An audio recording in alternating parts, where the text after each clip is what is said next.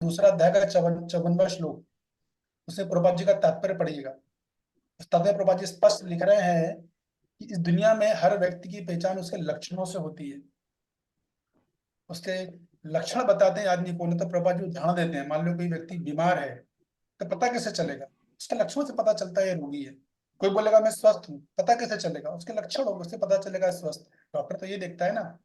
कोई धनवान है, पता कैसे चलेगा? हर कोई बोलेगा मैं धनवान हूँ, उसके लक्षण होंगे। मर्सिडीज कार होगी, बढ़िया बंगला होगा, वगैरह वगैरह। कोई बोलेगा मैं गरीब हूँ, तो भैया लक्षण कहाँ है आपके? लक्षण से आदमी की पहचान होती है। वैसे ही भक्त जब निष्ठा जब प्लेटफॉर्म पे आता है, उसका लक्षण ये होता है कि उसके जीवन में कितनी भी विकट परिस्थितियां आ जाए, कठिन से कठिन परिस्थितियां जीवन में आ जाए। मान लो कि उदाहरण के लिए कोई बहुत धनवान व्यक्ति था, भक्त था, और एकदम गरीब बन गया वो। 3 टाइम तो छोड़ो एक टाइम पे खाने के लाले हो गए उसके, दर दर भीख मांगनी पड़ रही है उसको। जो लोगों को दे दिया करता था, आज उससे उससे मांगना पड़ रहा है। विपरीत परिस्थिति आ गई। या कोई भक्त बहुत जम के बीमार पड़ गया, लाइलाज बीमारी हो गई, 15 साल बिस्तर पे पड़े हुए हैं, उठ ही नहीं पा रहे हैं। क्या भगवान, ये भक्ति इसलिए आया था मैं आपके पास, ये दिया आपने मेरे को? या वो ऐसा समझो कि कोई उसके जीवन में ऐसा कष्ट ऐसी स्थिति आ गई कि वो जो कुछ भी कर रहा है उसकी हर जगह निंदा हो रही। Damned if you do, damned if you don't. अच्छा काम करोगे तो निंदा हो रही, बुरा काम करोगे तो निंदा हो रही। सब लोगों से क्रिटिसाइज कर रहा है, पूरी सोसाइटी क्रिटिसाइज कर रही है। या समझ लो कि उसकी कोई इज्जत ही नहीं कर रहा सोसाइटी। वो जाता है, आपको कोई पहचान ही नहीं, आप भक्तों के पीछे बढ़ रहा है तो कोई ध्यान नहीं दे रहा है। हृदय में चुभता है, लगता है अरे कोई मेरी जान पहचान नहीं। तो इसी से जब उसके जीवन में विपरीत परिस्थितियां आती हैं, तब क्या वो भक्ति में टिका हुआ है क्या? क्या उसने किसी और का आश्रय लिया? जैसे कभी कभी हो सकता है कि कोई जीवन में कोई कठिनाई आए, तकलीफ आए, तो कोई बोल देगा कि जोशी के पास चले जाओ, या तांत्रिक के पास चले जाओ, या देवी देवता के पास शरण ली उसने क्या? भगवान ये सब नोट करते हैं। किसके इसका विपत्तियों में ये कहाँ शरण ले रहा है? मेरे पास मेरे पर निर्भर है, या अपने बैंक बैलेंस पर निर्भर है, या डॉक्टर पर निर्भर है, या जोशी तांत्रिक अड़ोसी पड़ोसी कहाँ जा रहा है? उससे पता चलता है कि कितना निष्ठावान है। आप श्रीमद भागवतम पढ़ोगे 3रे स्कंद में कपिल देव भगवान बताएंगे, कदम भगवान कपिल कपिल देव कदम माता क्या नाम है उनका, देवहूति माता को बताएंगे ये बात कि निष्ठा की पहचान कैसे होती है। जीवन में संकट आते हैं, जब जब विपत्तियां आती हैं, तब पता चलता है कि हम वास्तव में बने भी हैं या कल कपड़े तलक लगा के बैठा हूं मैं। पहचान तब होती है। वो व्यक्ति निष्ठा के स्तर पे, उसकी परम निष्ठा, एक निष्ठा की मैंने कृष्णा को छोड़ना ही नहीं है, चाहे जो हो जाए। कर लो भगवान, राखो भी मारो भी, राखो भी, जो इच्छा तुम्हारा। तो वो ऐसा साधक मध्यम अधिकारी पे आ जाता है। आचार्य बोलते हैं मध्यम अधिकारी का फर्म फेथ होता है, निष्ठा वहां से, निष्ठा से मध्यम अधिकारी चालू हो जाता है। तो अनर्थ निवृत्ति से निष्ठा होती है, फिर वो आगे बढ़ेगा। निष्ठा से रुचि आएगी, रुचि से फिर आसक्ति आती है, आसक्ति के बाद भाव आता है। भाव में मतलब वो उसको भगवान के ग्लिम्स दिखने लगती है। वो जब कर रहा होगा, कुछ करेगा, कोई भी निकलेगा तो उसको लगेगा अरे राधा कृष्णा निकलेगा यहाँ से। कोई खुशबू निकलेगी तो चंदन की खुशबू लगेगी उसको। ऐसी बहुत सारी डिटेल आप पढ़ोगे, नोटी करोगे तो सब समझ बताएंगे आप। फिर आखिरी में कृष्ण प्रेम की प्राप्ति होगी इस तरीके से। तो जो है वो कृष्ण प्रेम की, ओ हरे कृष्ण। तो इस तरह से ये हमारी भक्ति का पद्धति का प्रोसेस है, ये यहाँ पर बताया गया है। अब है अगला श्लोक। ये है सबसे धासु श्लोक और सबसे महत्वपूर्ण श्लोक है। इसमें मैं थोड़ा समय रुकूंगा क्योंकि इसमें विश्वनाथ चक्रवर्ती पाद ने सुपर डुपर टीका दी है, बलदेव विद्याभूषण ने भी दी है, प्रभुपाद जी ने भी दी। तीनों की धासु टीका है। तो कौन पढ़ेगा इसको? अनुवाद कौन पढ़ना चाहेगा? अपनी शिक्षा से कोई आगे आएगा या कि मैं किसी का नाम लूं? मैं बोलूं? कौन? ललित कृष्ण। हरे कृष्णा। ये यथा वहाँ प्रबंधन्ते नहीं नहीं नहीं नहीं तास्तथा। नहीं नहीं नहीं नहीं, श्लोक में पढ़ूंगा, आप अनुवाद पढ़िएगा, ठीक है? अच्छा, ओके। श्लोक में पढ़ूंगा। हमारी शैली ऐसी है, मेरे आप साथ लेट आए होंगे, कि जो हमारी शैली ऐसी रहेगी, मैं श्लोक पढ़ूंगा और फिर मैं किसी का नाम लूंगा, वो अनुवाद पढ़ेगा। फिर मैं बोलूंगा तात्पर्य पढ़ो तो वो तात्पर्य पढ़ेगा। और जब ओके। तात्पर्य पढ़ेगा तो ध्यान रखिएगा, मैं बीच में कहीं रोक सकता हूँ। और फिर क्वेश्चन आवर्स आखिरी में लेंगे, ठीक है? किसी का मन में ओके। प्रश्न हो, आप लिख के रखिए, बीच में नहीं पूछिए, एंड में पूछिएगा। श्लोक। ये यथा माम प्रपद्यन्ते तांत सजीव भजाम्यहम् मम वर्तमानु वर्तन्ते मनुष्या पार्थ सर्वशः। पढ़िए। जिस भाव से सारे लोग मेरी शरण ग्रहण करते हैं, उसी के अनुरूप मैं उन्हें फल देता हूँ। हे पार्थ, प्रत्येक व्यक्ति सभी प्रकार से मेरे पथ का अनुगमन करता है। तात्पर्य, पढ़िए। मतलब प्रत्येक व्यक्ति कृष्ण को उनके विभिन्न स्वरूपों में खोज रहा है। भगवान श्री कृष्ण को अंशतः उनके निर्विशेष ब्रह्म ज्योति तेज में तथा प्रत्येक वस्तु के कण कण में रहने वाले सर्वव्यापी परमात्मा के रूप में अनुभव किया जाता है। लेकिन कृष्ण का पूर्ण साक्षात्कार तो उनके शुद्ध भक्त ही कर पाते हैं। फलतः कृष्ण प्रत्येक व्यक्ति की अनुभूति के विषय है और इस तरह कोई भी और सभी अपनी अपनी इच्छा के अनुसार तुष्ट होते हैं। दिव्य जगत में भी कृष्ण अपने शुद्ध भक्तों के साथ दिव्य भाव से विनिमय करते हैं। जिस तरह की भक्त उन्हें चाहता है, कोई एक भक्त कृष्ण को परम स्वामी के रूप में चाह कर सकता है, दूसरा अपने सखा के रूप में, तीसरा अपने पुत्र के रूप में और चौथा अपने प्रेमी के रूप में। कृष्ण सभी भक्तों को समान रूप से उनके प्रेम की प्रगाढ़ता के अनुसार फल देते हैं। भौतिक जगत में भी ऐसी ही विनिमय की अनुभूतियां होती है और वे विभिन्न प्रकार के भक्तों के अनुसार भगवान द्वारा समभाव से विनिमय की जाती है। शुद्ध भक्त यहाँ पर और दिव्य धाम में भी कृष्ण का सानिध्य प्राप्त करते हैं और भगवान की साकार सेवा कर सकते हैं। इस तरह वे उनकी प्रेमा भक्ति का दिव्य आनंद प्राप्त करते हैं। किंतु जो निर्विशेषवादी है और जो जीवात्मा के अस्तित्व को मिटाकर आध्यात्मिक आत्मघात करना चाहते हैं, कृष्ण उनको भी अपने तेज में लीन करके उनकी सहायता करते हैं। ऐसे निर्विशेषवादी सच्चिदानंद भगवान को स्वीकार नहीं करते। फलतः वे अपने व्यक्तित्व को मिटाकर भगवान की दिव्य सगुण भक्ति के आनंद को प्राप्त नहीं करते। उनमें से कुछ जो निर्विशेष सत्ता में दृढ़ता पूर्वक स्थिर नहीं हो पाते, वे अपनी कार्य करने की सुप्त इच्छाओं को प्रदर्शित करने के लिए इस भौतिक क्षेत्र में वापस आते हैं। उन्हें वैकुंठ लोक में प्रवेश करने नहीं दिया जाता, किंतु उन्हें भौतिक लोक में कार्य करने का अवसर प्रदान किया जाता है। जो सकाम कर्मी हैं, भगवान उन्हें यज्ञेश्वर के रूप में उनके कर्मों का वांछित फल देते हैं। जो योगी है और योग शक्ति की खोज में रहते हैं, उन्हें योग शक्ति प्रदान करते हैं। दूसरे शब्दों में, प्रत्येक व्यक्ति की सफलता भगवान की कृपा पर आश्रित रहती है और समस्त प्रकार की आध्यात्मिक विधियां एक ही पथ में सफलता की विभिन्न कोटियां हैं। अतः जब तक कोई कृष्ण भावनामृत की सर्वोच्च सिद्धि तक नहीं पहुंच जाता, तब तक सारे प्रयास अपूर्ण रहते हैं। बस ठीक है, जैसा अभी रुक जाइए यहीं पर, ठीक है। तो अभी आप हम सबने सुना प्रभुपाद जी ने तात्पर्य में क्या बोला।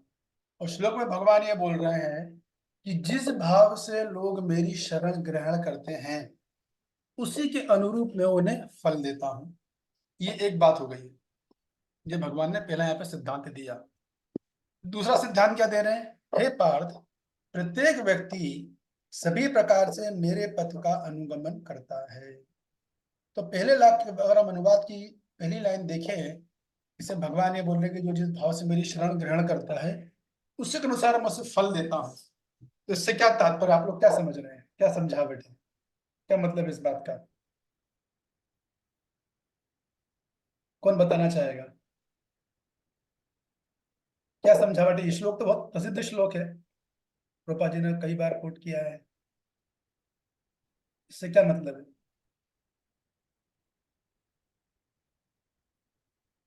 या सचिनंदन प्रभु डरिए में, जो बताइए उसमें क्या, बिंदास बोलिए, जो समझावट है वो बताइए। क्या, सॉरी, हम सॉरी, हैंड रेस किया। श्री हरि श्याम सुंदर प्रभु, यस बोलिए, श्री हरि प्रभु। यस प्रभु। हरे कृष्ण प्रभु। यस। इससे पता चलता है हमें कि भगवान समदृष्टि है, पार्शलिटी नहीं करते। भगवान संतुष्टि है, पार्शलिटी नहीं करते। लेकिन ऐसा तो मेरे को यहाँ दिख नहीं रहा है। यहाँ तो भगवान बोल रहे हैं कि जिस भाव से मेरी शरण ग्रहण करोगे, उसी के अनुरूप मैं फल दूंगा। इसका क्या मतलब है?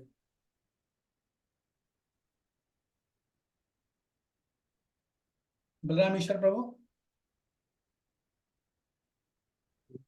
कर दिया ना, म्यूट कर इसका दिया। क्या तात्पर्य है? जिस भाव से मेरी शरण ग्रहण करोगे उसी भाव से मैं फल दूंगा।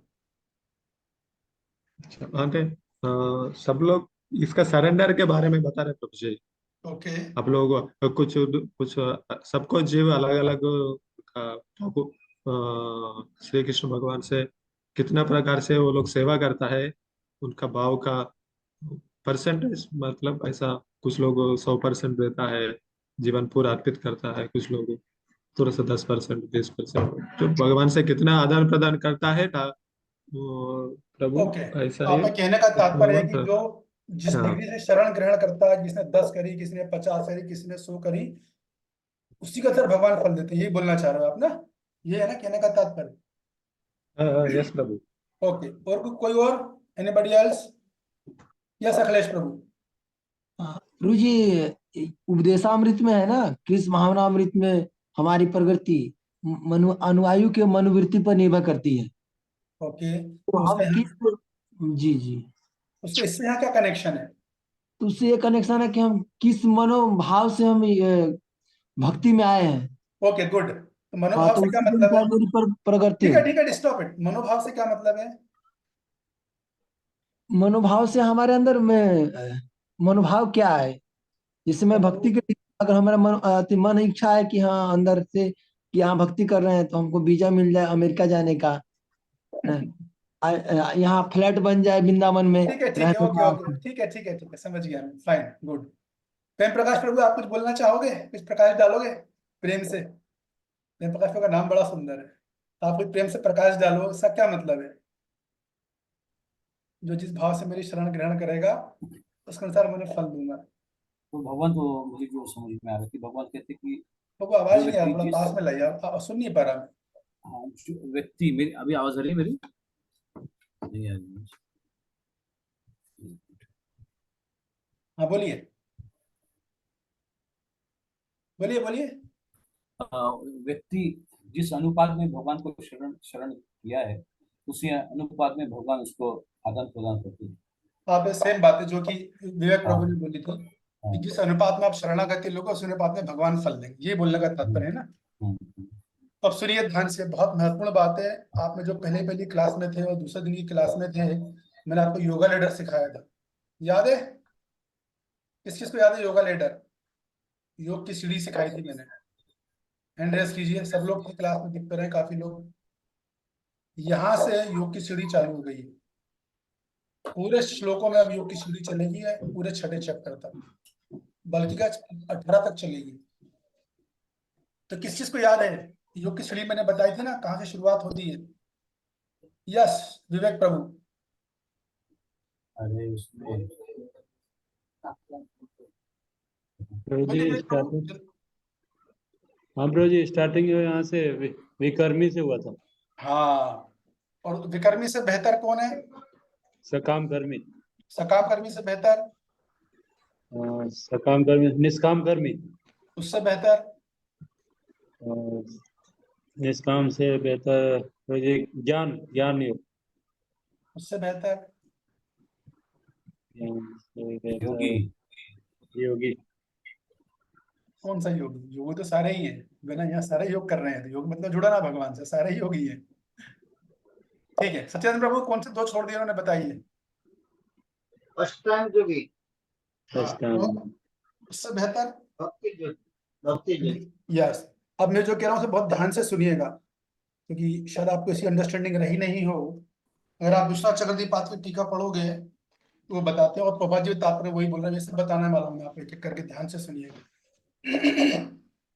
जब भगवान ने बोल रहे हैं कि जो जिस भाव से मेरी शरण ग्रहण करता है, या भाव से मतलब परम सत्य के ऊपर हम जिस भाव से बढ़ते हैं, जो योग हम अपनाते हैं, जो मार्ग अपनाते हैं, ये अथा माम तांत सत्य।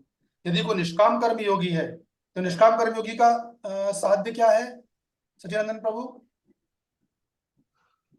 निष्काम कर्म योगी का साध्य क्या है? आपने बताया था ना। साध्य है वो इंद्र सुख से त्याग करना, क्या क्या? इंद्र सुख से त्याग कर्म। हाँ वो तो योग्यता हो गई, मैं पूछ रहा हूँ एक होता है साधन, एक होता है साध्य। तो साध्य मतलब इसका गोल क्या है? आत्मज्ञान प्राप्ति करना। हाँ एग्जैक्टली। तो निष्काम कर्मयोगी का जो गोल है ना, उसका जो गोल है वो आत्मज्ञान प्राप्ति है। तो यदि निष्काम कर्मयोगी भगवान को, कोई व्यक्ति निष्काम कर्मयोग से माध्यम से भगवान को शरण ग्रहण करेगा तो उसको आत्मज्ञान मिलेगा। भगवान बोलेंगे ठीक है तुम्हें क्या चाहिए, आत्मज्ञान चाहिए, आत्मज्ञान ले लो। ये इसको समझिए कॉन्सेप्ट अच्छे से, यहाँ से योगा लेटर चालू हो गया है। फिर इसके बाद उससे बेहतर विवेक प्रभु ने बताया कि निष्काम कर्म योगी है। तो निष्काम कर्म योगी भगवान का भजन करता है। यथामाम प्रपद्यन्ते तान् सती भजामि मैं हम। ये भगवान ये बोल रहे हैं कि ये यथामाम प्रपद्यन्ते, तुम जिस भाव से मेरी शरण लोगे, प्रपद्यन्ते में शरण लेना, श्लोक देखते रहिएगा जब मैं बोलूंगा तो, तान् सती भजामि मैं हम, कि तुम जिस भाव से मेरी शरण लोगे उसी हिसाब से मैं तुम्हारा भजन करूंगा। भजन करने का क्या मतलब है? भजन करने का मतलब ये भज धातु से निकला है। यहाँ पर आगा भजामी, मतलब तुम्हारे जिस भाव से तुम मेरा भजन करोगे उसी भाव का मैं तुम्हें फल दूंगा। ऐसा नहीं कि सबको एक ही फल दूंगा, ऐसा नहीं है। जैसे बाहर के लोग बोलते हैं ना, अरे क्या फायदा तुम इस्कॉन वाले हरे कृष्ण महामंत्र करते हो, हमको कर्मकांड करने को क्यों मना करते हो? ज्ञानियों की बोलेगा सब भगवान तो एक ही है, एक ही जगह सबको जाना है, ये सबका फल एक ही है। ऐसी फिलोसफी चलती है बाहर, बहुत कॉमन। बौद्ध धर्म में, जैन धर्म करने में फिलोसफी बहुत कॉमन है। अरे कैसा भी एक ही जगह जाना है, कुछ भी मार्ग अपनाओ, यतो मत ततो पथ, जैसा बोलते हैं मायावादी। तो कोई भी मार्ग अपनाओ, फल तो एक ही मिलेगा, एक ही जगह जाना। तो ऐसा बिल्कुल नहीं है, ये भगवान यहाँ बोल रहे हैं। ये यथा माम प्रपद्यन्ते, तो सबसे पहले विकर्मी आता है। विकर्मी का तो कोई शरण ही नहीं लेता है वो, तो उसकी तो वो नरकों में ही गिरेगा। उसके बाद आता है सकाम कर्मी। तो सकाम कर्मी जब भगवान की शरण लेता है वो कहाँ जाए, उसका फल क्या मिलेगा उसको? कृष्ण बलराम प्रभु। सकाम कर्म, हाँ? फल फल है। हम्म। सकाम कर्म का फल है। वो सकाम कर्म का क्या फल है? सेंस, ये सेंस ग्रेटिफिकेशन है, वो स्वर्ग प्राप्ति करने का। हाँ, उसको वो फल स्वर्ग मिलेगा। प्राप्ति इंद्र। करेक्ट। उसके बाद निष्काम कर्म हो गया था। निष्काम कर्म का निष्कर्म मैंने पता कि निष्काम कर्म से भाव से भगवान के पास भजन करेगा तो उसको आत्मज्ञान मिलेगा। वो देखो ज्ञान योगी है, ज्ञान योगी के भाव से भगवान की शरण लेता है, उसको क्या फल मिलेगा? कृष्ण बलराम प्रभु।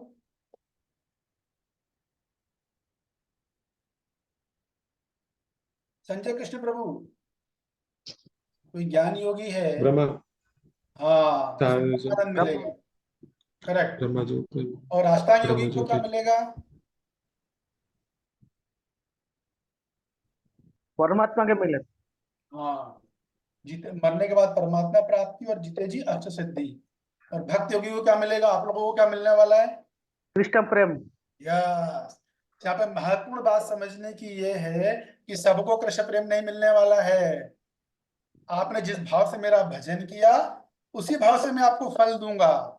इसका मतलब ये है, डिग्री विग्री नहीं है, ये कहीं नहीं बोल रहे आचार्य प्रभुपाद जी बोल रहे हैं, इसको समझिए। इसी में बोला आपको, सबसे पहले मैंने पूरा 2 सेशन योगा लेटर में लगाई थी, तो अपनी पूरी एनर्जी लगाई थी कि आप उसको समझ लो। अगर आप वो अभी आप काफी अच्छा समझ गए हो, अभी समझ में आ रहा है आपको, काफी अच्छी उत्तर आप दे रहे हो, तो अच्छा समझ रहे हो। अब आपको समझ में आ रहा है ये यथा माम प्रपद्यन्ते कि सबका फल एक नहीं है। जो बाहर के दुनिया के लोग बोलते हैं ना, अरे किसी भी देवी देवता की पूजा करो, सभी देवता देवी देवता एक बराबर है, किसी की पूजा करो, एक जगह तो जाना ही है। ऐसा नहीं है, ये तो मत तत्वपथ नहीं है, ये मायावादियों का सिद्धांत है, ये वैष्णव सिद्धांत नहीं है। भगवान ने सिद्धांत नहीं बताया, सबका फल अलग अलग मिलेगा, सब अलग अलग जाएंगे। जैसे फॉर एग्जाम्पल, अगर मान लो आप नई दिल्ली स्टेशन पे खड़े हो और वहां पे बहुत सारी ट्रेनें अलग अलग दिशाओं में जा रही है, कोई दिल्ली में जा रही है, कोई मद्रास में जा रही है, कोई कलकत्ता में जा रही है। और अगर मान लो कि कोई आपसे कहे कि अरे किसी भी ट्रेन आपको जाना है मुंबई, और वो आपसे बोला अरे किसी भी ट्रेन में बैठे आप, सभी ट्रेन एक जगह जाती है तो ये सही है क्या? ये बुद्धिमानी है क्यों भाई? तुलसी कृष्ण प्रभु, अगर कोई आपसे कहे कि नई दिल्ली स्टेशन पर खड़े हो, आप बोले अरे कहाँ जाना है, किसी भी ट्रेन में बैठा, सारी ट्रेनें एक ही जगह जा रही है, सही बात है क्या? नहीं प्रभु। तो हरे अगर कृष्ण आप प्रभु। हाँ, हरे कृष्ण नहीं प्रभु। नहीं प्रभु, तो आपको ऐसा नहीं है। ठीक है, अगर दिल्ली से आपको मुंबई जाना है तो आप किस ट्रेन में बैठोगे? जो मुंबई जाएगी उसी ट्रेन को। एग्जैक्टली। वैसे ही ये जितने योगा लीडर है, योगा सीढ़ी है ये, तो आप जो योग अपनाओगे आपको वो फल मिलेगा। सबको फल एक जैसा नहीं मिलने वाला है, ये भगवान ने जी डिक्लेयर किया पहली लाइन में। ठीक है, ये जी यथा नाम प्रभजन्ते तां सती भजामि मैं हम। ये क्लियर होगा सब लोगों को? जी। हालांकि इसमें और भी बहुत सारे सूक्ष्म पहलू है, वो मैं भी यहाँ नहीं बोलूंगा। हरे कृष्ण प्रभु जी। हाँ जी। प्रभु जी संजय प्रभु। यस संजय प्रभु, कुछ बोलना है हाँ प्रभु। क्या? प्रभु जी, जे यथा माम प्रपद्यन्ते, इसका जो अर्थ है, यदि उसको हम कनेक्ट करेंगे जो तो मत तो पद, तो सेम होता है ना अलग है? वो तो बता रहा हूँ इतनी देर से कि अलग अलग है। वो वैष्णव सिद्धांत नहीं, गीता में तो भगवान सीधा बोल रहे हैं ना, ये यथा माम। माम मतलब प्रपद्यंता ने शरण, भजा में हम यानी फल देना। जिस भाव से आपने मुझे अप्रोच किया, कोई बोलेगा भगवान मुझे ब्रह्मानंद जाने के लिए जाना है, तो ठीक है भाई, तुमने ज्ञान योग लिया, तुम ब्रह्मानंद चले जाओ। कोई बोलेगा भगवान मैंने तो परमात्मा साक्षात्कार चाहिए, ओके, आपने अष्टांग योग किया है तो आपको परमात्मा साक्षात्कार मिल जाएगा। भक्त बोलेगा नहीं, मेरे को तो ना सच्चे, मेरे को तो ना ब्रह्म में जाना है ना परमात्मा में, सीधे भगवत साक्षात्कार चाहिए। भक्ति करिए, हाँ मिल जाएगा। आई बात समझ में? ठीक है। हाँ, तो यह तो मत तत्वपथ नहीं है, ये हमारा सिद्धांत नहीं है, ये मायावादी बोलते हैं कुछ भी कर लो सभी एक है, ब्रह्म एक ही है, जाना तो एक ही जगह, सबको ही मिलना है ब्रह्म ज्योति में। नो है, भगवान क्लियर मना कर रहे हैं, प्रभुपाद जी भी तात्पर्य में बोल रहे हैं, अगर आपने पढ़ा होगा तो, सुना होगा तो। खैर ये तो हो गया क्लियर, अब आगे चलते हैं। अब आगे भगवान बोल रहे हैं मम वर्तमानुवर्तन्ते मनुष्य पार्थ सर्वशः। अब यहाँ पे कॉन्ट्रडिक्शन आ रहा है, विरोधाभास आ रहा है, उसको समझना है। विरोधाभास ये आ रहा है कि एक तरफ तो भगवान ने बोला कि जिस भाव से मेरी शरण ग्रहण करो करता है, उसी भाव से मैं उसको फल देता हूँ। और फिर भगवान क्या बोल रहे हैं, मम वर्तमानु अनुवर्तन्ते, मतलब अनुवर्तनता ने मेरा अनुगमन करना। तो इस तरह पार्थ हर व्यक्ति मेरा ही अनुगमन करता है, ऐसा भगवान क्यों बोल रहे हैं? तो भगवान के बाद बोल, अगर सब भगवान के अनुगमन कर रहे हैं तो भगवान ने ऊपर क्यों बोला कि अलग अलग फल देता हूं? आया आपको समझ में? श्री हरि प्रभु। यस प्रभु जी। आपको पॉइंट समझ में आ रहा है? मम वर्तमान वर्तन के पहले भगवान ने बोला जो जिस भाव से मेरी शरण ग्रहण करेगा उसी भाव से मैं उसको फल दूंगा। अगले आपने क्या बोल दिया, इस प्रकार सब मेरे अनुगमन करते हैं। इससे तो ऐसा प्रतीत हो रहा है कि सबको कृष्ण प्रेम मिलेगा फिर तो। ऊपर तो भगवान ये बोल रहे हैं, ऐसा कैसा? आप तो आपकी क्या समझावट है? नहीं समझ रहे प्रभु जी। हैं? समझ में नहीं आ रहा है कैसा है। समझ में ये नहीं आ रहा कि कोई सकाम कर्मी है, तो भगवान बोल रहे हैं तुम सकाम कर्मी करो तो तुम्हें इंद्रिय तृप्ति मिलेगी, निष्काम कर्मी हो तो आत्मज्ञान मिलेगा, ज्ञान योग हो तो ब्रह्मानंद मिलेगा, भक्त योगी हो तो कृष्ण प्रेम मिलेगा। ये भगवान ने पहले बोल दिया। अभी नीचे क्या बोल रहे हैं, लेकिन सब मेरे पास ही आओगे, सब मेरा अनुगमन कर रहे हैं। इसका क्या मतलब है? मतलब सकाम कर्मी को ही कृष्ण प्रेम मिल जाएगा तो वो इंद्रिय भोग करता रहे अपना, तो सही भगवत प्राप्ति हो जाएगी। ये मेरा प्रश्न है कि मम वर्तमान भगवान जब बोल रहे हैं कि मेरा ही अनुगमन करता है, इसका क्या मतलब है, क्या समझावट इससे निकल रही है? लिखा ना, हिंदी अनुवाद पढ़ी है, पार्थ प्रत्येक व्यक्ति सभी प्रकार से मेरे पद का अनुगमन करता है, इसका क्या मतलब है? दोनों में कॉन्ट्रडिक्शन है कि नहीं, विरोधाभास है ना? यस विवेक प्रभु।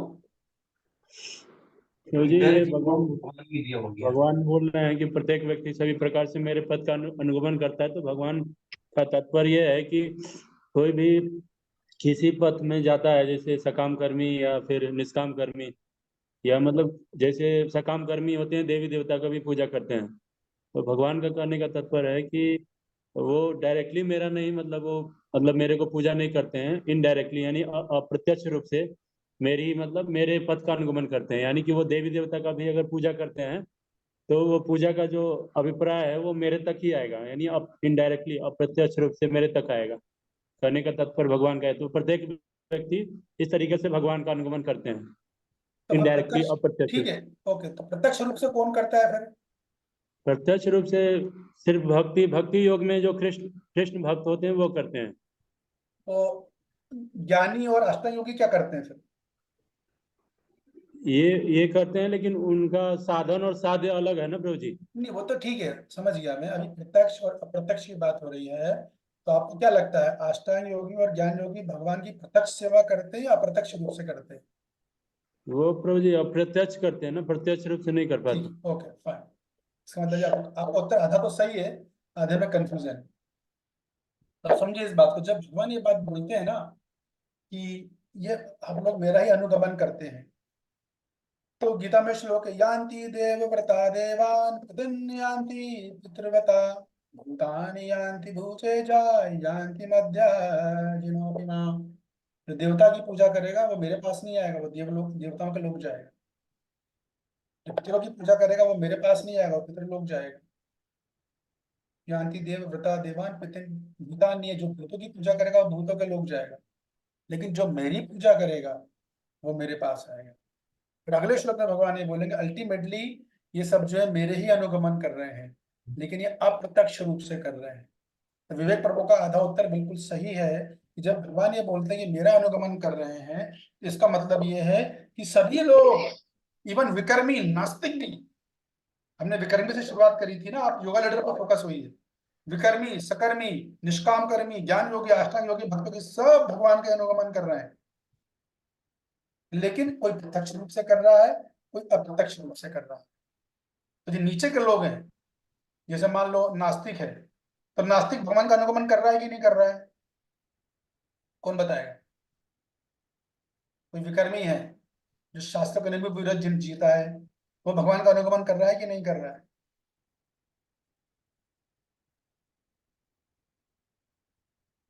यह विवेक प्रभु।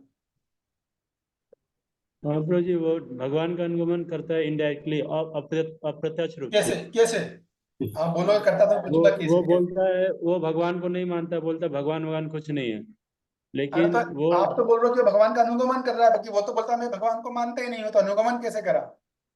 इनडायरेक्टली रूप से प्रभु जी वो ना, वो समझता है कि जो चीज भी ये सृष्टि में चीजें हो रही है, तो कोई तो है जो कर रहा है, लेकिन वो मानता नहीं है, स्वीकार नहीं करता है। ओके, ठीक। श्री हरि प्रभु, आपका क्या कहना है? नास्तिक प्रभु भगवान का अनुगमन करता है या नहीं करता है? करता है तो कैसे, नहीं करता है तो इसको समझ जाइए तो पूरा चैप्टर समझ में आ जाएगा। प्रभु जी भी, मेरा भी विवेक प्रभु से कुछ मैच करता है प्रभु। इनडायरेक्टली भगवान के अनुगमन कर रहे हैं। गुड, उत्तर जैसे बिल्कुल सही प्रकृति। है। हाँ। विवेक प्रभु का उत्तर में गलत नहीं है, लेकिन प्रॉब्लम एक्सप्लेनेशन में आ रही है। कैसे? वो बहिरंगा शक्ति का आश्रय रहता है। किसका? बहिरंगा शक्ति का। हाँ, किसने बोली ये बात? संजय प्रभु। किसने बोला है? उत्तर किसने दिया बहिरंगा प्रभु ने? संजय प्रभु। संजय प्रभु, वेरी गुड, आप अच्छे समझ रहे हो योगा लीडर। तो देखिए, भगवान की दो तरह की शक्तियां हैं, एक बहिरंगा शक्ति है, एक अंतरंगा शक्ति है। बहिरंगा शक्ति का काम क्या है? हमको भगवान को भी समझना है, भगवान की शक्तियों को भी समझना है। तो शक्तियां तो बहुत है, अनंत है, हम मोटी मोटी बात करेंगे, अब इतना समय नहीं है। तो बहिरंगा शक्ति का काम क्या होता है? वो जीव को कष्ट देती है, दुख देती है, तकलीफ देती है, पीड़ा देती है, तीन तरह के ताप देती है। बहिरंगा शक्ति का प्रतीक कौन है? दुर्गा देवी है। दुर्गा देवी के हाथ में क्या होता है? त्रिशूल। तो त्रिशूल किस बात का प्रतीक है? ऐसा सिंधु गोपेश प्रभु, किस बात का प्रतीक है त्रिशूल? ऐसा सिंधु गोपाल प्रभु। यस प्रभु। वो त्रिशूल जो है, इट सिंबल्स व्हाट? वो किस बात का प्रतीक है? What significance of this त्रिशूल, this triangle? It is disturb the non-devotees to और नॉन डिवोटीज, ओके। लेकिन देयर इज अ स्पेसिफिकेशन। उसका त्रिशूल है, उसमें तीन कांटे बने हैं, तो वो एक बात का घोतक है। वो क्या है? सिंपल है, तो पता होगा आप लोगों को, याद नहीं आ रहा। हरे कृष्णा प्रभु। प्रभु आप लोग, मैंने बार बार बोल रहा हूँ कि हैंड रेस करके बोलिए, please do not speak directly, please raise your hand then you speak. बोलने के बाद अनम्यूट कीजिए, ऑनलाइन का सिस्टम होता है, तो आपको थोड़ा सा उसमें थोड़ा हैबिचुअल होना पड़ेगा। ललित कृष्ण प्रभु, आप अपना हाथ कौन जिसको बोलना हैंड रेस करके बोलिए। यस विवेक प्रभु। प्रभु जी, ये त्रिशूल का 3 सिंबल है त्रिताप का। हाँ, वेरी गुड। दुर्गा देवी त्रिशूल है, वो जीवों को 3 तरह के ताप देने के लिए है। वो 3 तरह के ताप कौन से वो मैं नहीं बताऊंगा, क्योंकि मैं उम्मीद करता हूँ वो तो आपको पता होने चाहिए। लेकिन वो भगवान की बहिरंगा को प्रदर्शित करती है। अतरंगा शक्ति को कौन प्रदर्शित करता है? लक्ष्मी देवी, श्रीमती राधा रानी। लक्ष्मी देवी के हाथ में क्या है? उनके हाथ में त्रिशूल है क्या? नहीं। उनके हाथ में क्या है? कमल का फूल। राधा रानी के हाथ में क्या है? त्रिशूल है? नहीं। उनके हाथ में क्या है? कमल का फूल। तो कमल का फूल किस बात का प्रतीक है? कि वो भगवान की भक्ति प्रदान करते हैं, भगवान की चरण प्रदान करते हैं। तो जो नास्तिक होते हैं या मायावादी होते हैं, विश्वनाथ चक्रदीपाद बताते हैं भगवान की बहिरंगा शक्ति के अंतर्गत। तो भगवान का तो अनुगमन तो कर रहा है ना वो। अनुगमन करने का मतलब है भगवान की शक्ति का अनुगमन करना। तो इस दुनिया में हर व्यक्ति भगवान का अनुगमन कर रहा है, प्रत्यक्ष रूप से या अप्रत्यक्ष रूप से, डायरेक्टली या इनडायरेक्टली। ये एक बात समझावट हो गई। अब अगली समझावट समझिए, जो बहुत महत्वपूर्ण है, जो जीव गोस्वामी बताते हैं कि देखिए, निष्काम विकर्मी को छोड़कर सकाम कर्मी को फल चाहिए स्वर्ग की प्राप्ति, निष्काम कर्मी को चाहिए आत्मज्ञान, ज्ञान योगी को चाहिए ब्रह्मानंद, आस्था योगी को चाहिए परमात्मा प्राप्ति या अष्ट सिद्धि। तो उन सबको भी सिद्धियां तभी मिलेंगी जब वो थोड़ी सी भक्ति करेंगे। अगर वो भक्ति नहीं कर रहे हैं तो उनका सारा समय, सारी ऊर्जा सब व्यर्थ चली गई। इस बात को समझिए। तो किसी भी साधक को अपने पद पे जाने के लिए वैसे भगवान का भजन, भगवान का श्रवण कीर्तन करना पड़ता है। इस उदाहरण के लिए सकाम कर्मी है। सकाम कर्मी के पास जब आप जाओगे तो सकाम कर्मी इस बात को मंत्र बोलते हैं वो, ओम पवित्रः पवित्रो वा सर्वावस्थां गतोऽस्ति वा या श्वेत पुंडरीकाक्षं सभान्तरा शुचि। मतलब वो स्वीकार करते हैं कि कृष्ण ही परम भगवान है, और तब वो अपने यज्ञ करते हैं। बीच में 3 बार विष्णु का नाम बोलते हैं, विष्णु विष्णु विष्णु, क्योंकि अगर नहीं करेंगे तो उनको फल नहीं मिलने वाला।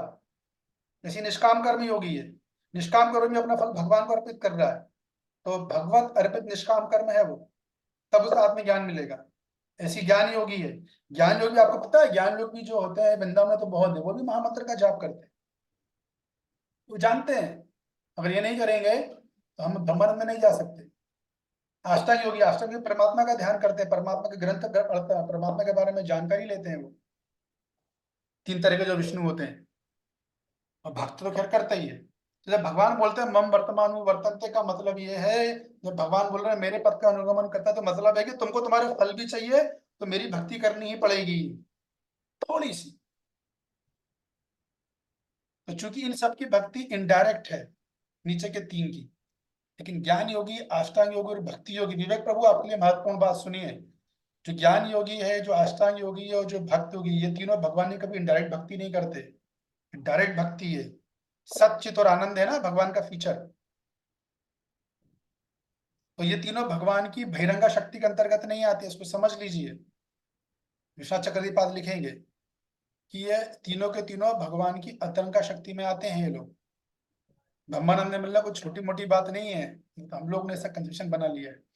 ऐसा नहीं कि ज्ञानी को परमात्मा का ज्ञान नहीं होता, भगवान का ज्ञान नहीं होता। मैंने बताया था पहले दिन, उसका सबका ज्ञान होता है, लेकिन उसकी आकर्षण आकर्षति ब्रह्मानंद में ही होती है। जैसे हनुमान जी को पता कि श्रृंगार रस क्या है, लेकिन नहीं, वो संतुष्ट, उनका आकर्षित दास भाव में। वैसे ज्ञानी को पता होता है, लेकिन उसे ब्रह्मानंद में मिलना है तो ब्रह्मानंद में जाता है। ये एक बात हो गई। तो 2 बातें हो गई। एक कि वो जो पद का अनुगमन करने का मतलब ये है कि उसको थोड़ी अपनी भक्ति करनी पड़ती है, ठीक है, ये इस बात का मतलब है। तभी उसको उसके मार्ग में सफलता मिलेगी, नहीं तो उसको सफलता नहीं मिलेगी। नहीं, अगर वो भक्ति नहीं कर रहा है तो उसको कोई रिजल्ट नहीं मिलने वाला। कर्मकांड कितने ही कर लो आपको नहीं मिलेगा, वेस्टेज ऑफ टाइम है। थोड़ी भक्ति करनी पड़ती है, इसलिए सब विष्णु का नाम लेते हैं, महामंत्र का जाप करते हैं, शास्त्रों का अध्ययन करते हैं। अब एक और बहुत महत्वपूर्ण बात है कि देखिए, जीव का तो स्वभाव होता है या तो बहिरंगा शक्ति की शरण लेगा, अंतरंगा शक्ति की शरण लेगा, ठीक है। अभी जीव की स्वेच्छा होती है कि वो किसकी शरण ले। अगर बहिरंगा शक्ति की शरण लेता तो क्या होता है, हमेशा बंधन में बंधेगा। और बहिरंगा शक्ति की शरण, अंतरंगा शक्ति की शरण लेगा तो बंधन से मुक्त होता है, जन्म मृत्यु के चक्कर से मुक्त होता है। ये तो हुई एक बात। अब इसके बाद एक और बात बताता हूं मैं आपको। आपको पता है ज्ञान योगी कितने तरह के होते हैं? किसी को पता है? अगर आपको ज्यादा कंफ्यूजन लगे तो मत समझिएगा, जो समझावट है वहां से उसे समझ के आगे बढ़ जाएगा। क्या ज्ञान पूछे प्रभु दो जी? तरह के होते हैं। प्रश्न प्रभु जी क्या है? ज्ञान योगी कितने तरह के होते हैं मूलतः? किसी को पता तो हैंड रेस करे। नहीं पता, कोई बात नहीं। अच्छा ये बताइए सचिंदन प्रभु, ज्ञान योगी का साधन क्या है?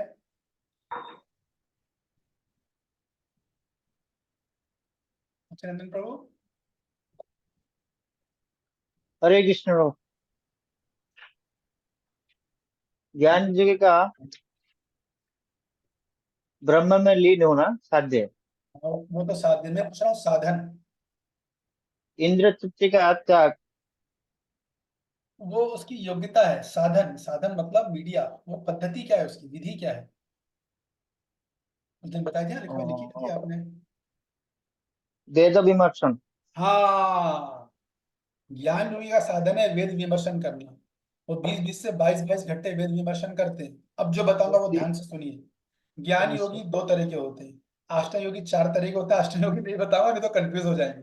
अभी मोटी मोटी बात समझिए। हाँ ये ज्ञान योगी 2 तरह के होते हैं और दोनों का लक्ष्य होता है ब्रह्मानंद में मिलना। लेखुन ज्ञान योगी की तरह। हाँ, ज्ञान योगी 2 तरह के होते हैं। एक का मानना ये होता है कि भगवान का शरीर माया का बना है। विश्वनाथ चक्रवर्ती टीका में लिखेंगे कि भगवान का शरीर हमारी तरह जड़ पदार्थों का बना है और वो माया के प्रभाव में रहते हैं। उसको क्या बोलते हैं कृष्ण बलराम प्रभु? जो ज्ञानी इस बात को मानता है कि भगवान का शरीर माया से बना है, पंच महाभूत से बना है, उसको क्या बोलते हैं? ललित कृष्ण प्रभु आपको पता है?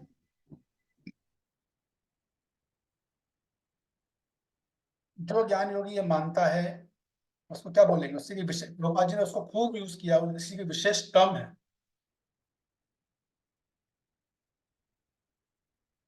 अरे इतना प्रभुपाद जी ने बोला, इतना बोला है, सच्चा दासी के बारे में बोला। यस विवेक प्रभु। प्रभु जी वो प्रभुपाद जी ने बोला निर्विशेषवादी निराकारवादी। नो, ये आपका कंफ्यूजन दूर करना चाहता हूँ। यही मैं आपका कंफ्यूजन दूर करना चाहता हूँ। जो मायावादी भगवान का शरीर को माया मानता है, तो सॉरी, जो ज्ञानी योगी माया के शरीर को माया मानता है, उसको क्या बोलते हैं? मायावादी। प्रभु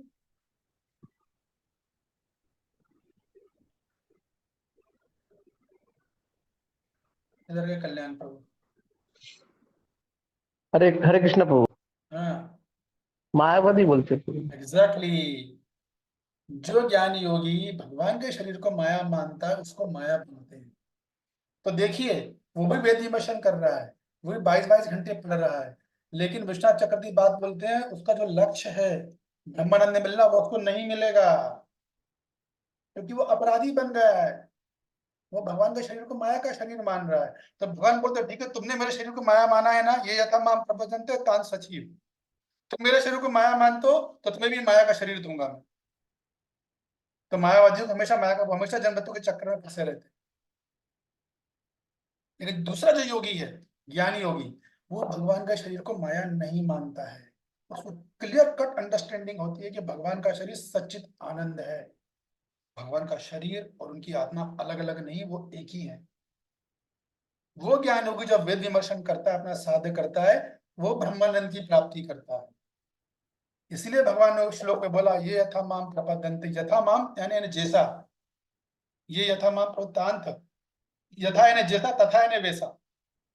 जैसा आपने मुझे भाव रखा उसी भाव से मैं आपको फल दूंगा। तो मायावादी कभी भी जो कुछ भी वेद विमर्शन करते हैं उनको कभी उनका लक्ष्य की प्राप्ति नहीं होती। It's total wastage of time. बल्कि गीता में भगवान बोलते हैं ऐसे लोगों में निम्न योनियों में गिराता रहता हूं। ऐसा होता है। प्रभु जी सेकंड वाला क्या बोले हैं? सेकंड वाला ज्ञानी योगी भगवान के शरीर को माया नहीं मानता और भगवान को, और एक बात बताए ना एक दूसरा चीज की क्या मानता है? भगवान का शरीर जानता है कि भगवान का शरीर सच्चिद आनंद है। सचित आनंद। भगवान का शरीर तो वही ना, ईश्वर परम कृष्ण। अभी तो प्रभुपाद जी ने पिछले श्लोक में बोला है सच्चिदानंद रूप। सभी तो ये तीनों मानता है, सचित आनंद मानता है कि केवल सत मानता है? तीनों पता होता है उसको, यही तो बोल रहा हूं मैं आपको। तीनों पता होता है। यस। लेकिन वो जाता ब्रह्मानंद में क्योंकि उसकी आसक्ति सत्य से है, सत्य फीचर से। कहते ज्ञान तीनों का रहता है, ये बात है। तो ब्रह्मा मायावादी और उनको ब्रह्मवादी में बहुत अंतर है, हमको कभी एक नहीं समझना चाहिए।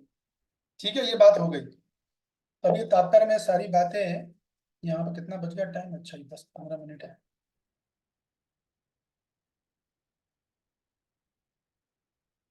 तो अपने तात्पर्य में बोलते हैं प्रत्येक व्यक्ति कृष्ण को विभिन्न स्वरूपों में खोज रहा है। विभिन्न स्वरूपों में खोजने का मतलब वही जब आपको मैंने बताया, योगा लीडर। ठीक है। और जो भगवान प्रभुपाद जी बोलते हैं, भगवान श्री कृष्ण को अंशतः उनके निर्विषय ब्रह्म ज्योति तेज में तथा प्रत्येक वस्तु एक कण में अनुभव किया जाता है। हाँ, तो जो भगवान को ब्रह्मानंद स्वरूप में जाना चाहता है उसको बोलते हैं निर्विशेषवादी, ब्रह्म ज्योति में जाता है। ठीक है। और जो परमात्मा के रूप में मानता है वो कौन है? वास्तव योगी की बात कर रहे हैं भगवान। ठीक है, तो समझिए इस बात को, कितना क्लियर कट परफेक्ट दे रहे हैं प्रभुपाद जी। ये पूरा जो तात्पर्य है विश्वनाथ चक्रवर्ती पाद की टीका से लिया गया है। इसने बता रही है, मैं बताना चाह रहा था। देखिए, इस तात्पर्य में प्रभुपाद जी ने दोनों आचार्यों की टीका ली है, विश्वनाथ चक्रवर्ती पाद की भी ली और बलदेव विद्याभूषण की भी ली है। बलदेव विद्याभूषण का आखिरी पैराग्राफ, ये पैराग्राफ जो विश्वनाथ चक्रवर्ती पाद का है। तो हर व्यक्ति भगवान को किस ना किस रूप में भजन कर रहा है, तो हमने चर्चा कर लिया। फिर प्रभुपाद जी सीधे आ गए, जो निर्विशेष की पूजा करता है वो ज्ञानी योगी है, जो परमात्मा की पूजा करता है वो अष्टांग योगी है, और तीसरा कौन? जो कृष्ण का पूर्ण साक्षात्कार, भगवान का शुद्ध भक्त वो करता है, उसको क्या होता है? उसको कृष्ण प्रेम की प्राप्ति होती है, उससे कृष्ण की साक्षात अनुभूति होती है। इसी तरह कोई भी, सभी अपनी अपनी इच्छा के अनुसार तुष्ट होते हैं। वही बात प्रभुपाद जी बोल रहे हैं जो भगवान ने श्लोक में बोली, तुम्हारा जैसा भाव होगा वैसा मैं फल दूंगा, तुम्हारी जैसी इच्छा हुई वैसी मैंने तुम्हारी तुष्टि कर दी। तो भगवान कहीं भेदभाव नहीं कर रहे हैं। फिर भगवान बोलते हैं कृष्ण जो है, प्रभुपाद जी कृष्ण भक्त तुरंत आ गए, जैसे मैंने बताया कि कृष्ण जो है भगवान को ब्रह्म के रूप में चाहता है। अब सुनिए, बलदेव विद्याभूषण की टीका में वो इसको दूसरे एंगल से इस श्लोक की व्याख्या करते हैं। वो क्या बोलते हैं बलदेव विद्याभूषण जी कि देखिए, यहाँ पे भगवान ये बोल रहे हैं, ये यथा माम प्रपद्यन्ते और तान् सती भजा में हम, मतलब कि जो मुझे जिस भाव से भजन करता है उसी भाव के अनुसार मैं उसको उसके भजन का फल देता हूँ। यदि किसी का भाव दास्य भाव का है तो मैं उसको अपना दासत्व प्रदान करता हूँ, उसे दास रस का सुख मिलता है। तो दास रथ में किसी भक्त का नाम आपको याद आ रहा है? किसी को भगवान ने कोई भक्त दास भाव में रहे हो? हैंड रेस करके बताइए, इसको बताना है। ललित कृष्ण प्रभु, किसी भगवान का नाम जो कि दास भाव में, किसी भक्त का नाम?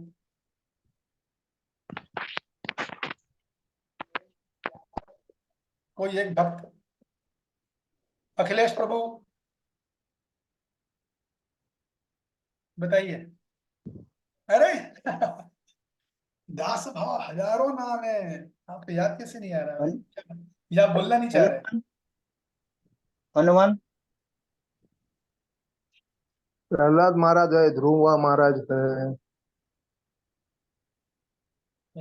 ध्रुव महाराज।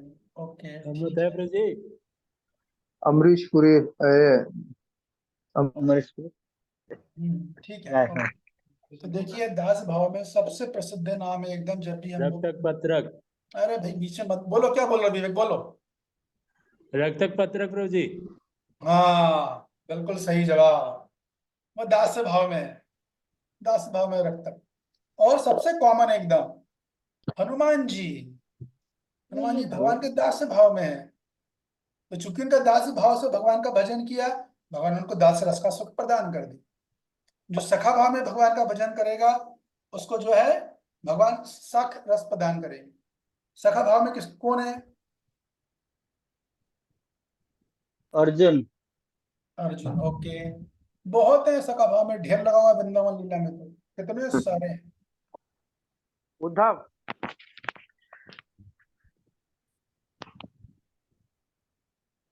क्या नाम बताया? उद्धव। उद्धव। उद्धव। ओके, ठीक है। यस रसा सिंधु प्रभु, आप कुछ बोलना चाह रहे हैं? अनम्यूट कीजिए। मुरारी गुप्ता। हाँ, एक ही बात है, हनुमान जी भाई दास भाव में मुरारी गुप्ता से जीसी महत मुरारी पुत्ता के रूप में कोट। तो ये हो गया, जिनको जो माधुर्य भाव में भगवान का भजन करते हैं उनको भगवान माधुर्य रस का सुख देते हैं। वो कौन है बताओ विवेक? राधा है राधा रानी गोपिया। राधा रानी गोपियां। तो ये बात कौन बोल रहे हैं? बल्ले विद्याभूषण ने इस तरह से इसकी व्याख्या करी है। अब यहां से पढ़िए, अब मैं आपसे पूछूंगा प्रश्न। प्रभुपाद जी बोलते हैं अपने तात्पर्य में, कोई एक भक्त, एक सेकंड, कोई एक भक्त कृष्ण को परम स्वामी के रूप में चाह सकता है, दूसरा अपने सखा के रूप में, तीसरा अपने पुत्र के रूप में, और चौथा अपने प्रेमी के रूप में। तो ये प्रभुपाद जी किसको कोट कर रहे हैं? किसका नाम ले रहे हैं? किसकी टीका है? अभी बताया मैंने, जस्ट अभी बताया है। विश्वनाथ चक्रवर्ती पाद जी की है।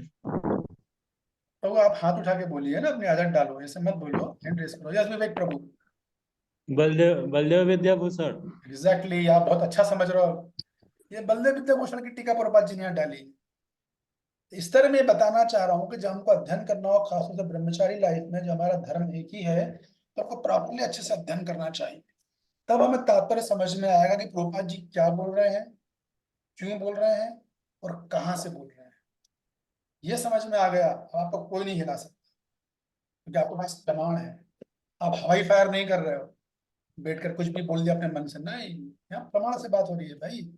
इस तरह प्रभुपाद जी की टीका है, इस तरह प्रभुपाद जी के तात्पर्य का अध्ययन किया जाता है। ये जो प्रभुपाद जी ने जो लिया है, ये बल्ले विद्याभूषण की टीका से लिया है। तो इस प्रकार ये बात आपको क्लियर हो गई, इसका क्या मतलब है। यह था मां प्रपंचते ता सती भजामे में हम, और तात्पर्य प्रभुपाद जी भक्ति योग का फिर गुणगान करेंगे। देखिए बोलिए, प्रभुपाद जी बोलेंगे, श्लोक कोट कर रहे हैं श्रीमद् भागवतम में से 2:30-10, बहुत फेमस श्लोक है। कौन पढ़ेगा इसको? पढ़ के बताओ जरा श्लोक के, जब तक मैं पानी पीता हूँ। अकाम अकामः सर्वकामो वा मोक्ष काम उदारधि तीव्रेण भक्ति योगेन यज्ञेत पुरुषा परम। हाँ, तो मेरी बात को समझिए। मैंने पहले दिन आपको बताया था, यदि मान लीजिए किसी व्यक्ति को ज्ञान योग करना है, तो उसकी योग्यता ये है कि उस व्यक्ति का चित्त 100% शुद्ध होना चाहिए। मतलब मन में, उसके मन में भी संसार को भोगने की इच्छा नहीं होनी चाहिए, मन में भी। वो योगी ज्ञान योग के लायक होता है, इसलिए ज्ञान योग का गुरु डायरेक्ट संन्यास देता है। ज्ञान योग में गृहस्थ आश्रम की कोई चीज नहीं है, वानप्रस्थाश्रम की कोई चीज नहीं है, डायरेक्ट संन्यास है वहां। क्योंकि व्यक्ति इतना क्वालिफाइड हो चुका है, उसका मन इंद्रिया पूर्ण नियंत्रण में है, उसको संसार के भोग की इच्छा ही नहीं है। एक होता है इच्छा रखना, निष्काम कर्मयोगी में इच्छा होती है, बराबर भोग की इच्छा है, लेकिन वो फल अर्पित कर रहा है। लेकिन यहाँ ज्ञान योगी की इच्छा ही नहीं है, तब वो ज्ञान योग में एंट्री मारेगा। अगर उसकी इच्छा होगी, गुरु टेस्ट करेगा, ज्ञान योगी के पास जाएगा, ज्ञान योग करना, गुरु टेस्ट करेगा, देखा नहीं आप इसमें इच्छाएं हैं, वो रिजेक्ट कर देगा, वो बोलेगा आप निष्काम कर्म योग करो। ऐसी अष्टांग योग में, अष्टांग योग गुरु के पास वो जाएगा तो वो टेस्ट करेगा मन में इसका नियंत्रण है कि नहीं है। क्योंकि क्या योग करेगा सर, मन ध्यान किसका लगाएगा, और मन में थोड़ा भी बहक रहा है, वापस भेज देगा, बोलेगा आप निष्काम कर्म योग करो। लेकिन भक्ति योग में क्या है कि हम लोग भक्ति में आए तो हमको ऐसा बोला गया कि भैया तुम्हारे अंदर पहले शुद्ध होकर आओ, सारी कोई इच्छा नहीं होनी चाहिए संसार को भोगने की। ऐसा बोला हमको क्या? नहीं, हमें क्या बोला गया? अकामा। सर अकामा ने कोई इच्छा नहीं है तुम्हारी, मतलब कोई इच्छा का मतलब है कि तुम्हारे मन में कोई इच्छा नहीं है, कोई कामना वासना नहीं है, तो भी भक्ति योग करो। सर्व कामा, संसार को भोगने की खूब इच्छा हो। मौने प्रोग्राम में बोलना बहुत आसान है, मुंडी हिला के, ना धनम ना जन्म ना सुंदरी कविताम, आंख बंद करके मुंडी से हम आराम से बोल देते हैं। जैसे माने प्रोग्राम खत्म हुआ, हाँ धनम, हाँ जन्म, हाँ सुंदरी, हाँ पूजा, हाँ लाभ, हाँ पोस्ट, सब हाँ हाँ हो जाता है। तो प्रभुपाद जी ने ये श्लोक केवल इसलिए कोट किया है भक्ति योग की महिमा बताने के लिए। ये मैं आपको बताना चाह रहा हूँ कि देखो तात्पर्य का अध्ययन कैसे किया जाता है, ये बताने के लिए भैया हमारा भक्ति योग ऐसा है, तुम्हें संसार की सारी भोग करने की इच्छा, स्टिल यू कम इन। ये लिखा ना तीव्रण भक्ति योग है ना, यजेता पुरुषम परम। तीव्रण भक्ति योग का मतलब क्या है विवेक प्रभु, क्या मतलब है? सर जी त्रिवेण का मतलब कि त्रिव भक्ति, अति त्रिव मतलब तेजी से भक्ति कर, त्रिव भक्ति। ओके ठीक है। वैसे कल्याण प्रभु? हरे कृष्ण प्रभु, तीव्र न कहने का अर्थ है कि अनन्य भक्ति, भगवान कृष्ण का भक्ति के अलावा और कोई नहीं। तीव्र भक्ति योग का मतलब है, इससे कई मतलब अलग है, लेकिन ऑलमोस्ट मतलब सबका है कि जब तीव्रता से जब हम बोलते हैं तो उसका मतलब है कि बहुत फीलिंग के साथ हमें भक्ति करनी है। कौन सी भक्ति? भक्ति का साध्य क्या है, कौन बताएगा? सॉरी, भक्ति का साधन क्या है? यस विवेक प्रभु।